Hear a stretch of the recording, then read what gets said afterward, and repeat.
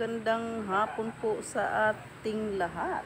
Sa inyong lahat, ayan, may papakita po sa inyong malunggay, very organic. Ayan. Guys, pag kayo ay maggulay niyan ay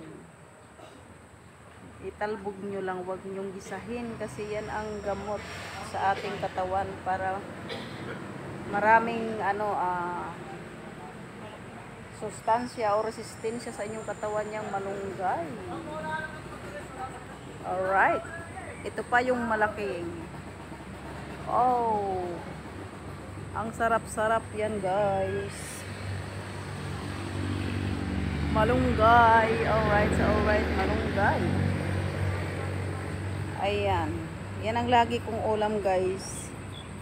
Kaya sa awa ng Diyos, umabot na ako ng 55 years old ay talagang organic na organic po ito.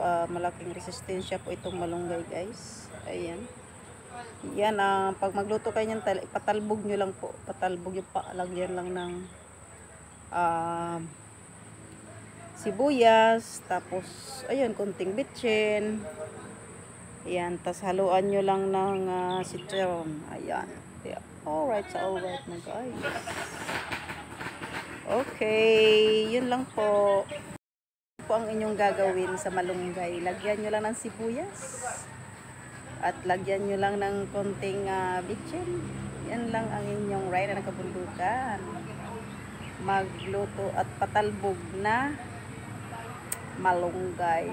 At ayan, hanggang dito na lamang ang aking update ngayong hapon. Alright. Bye-bye and God bless.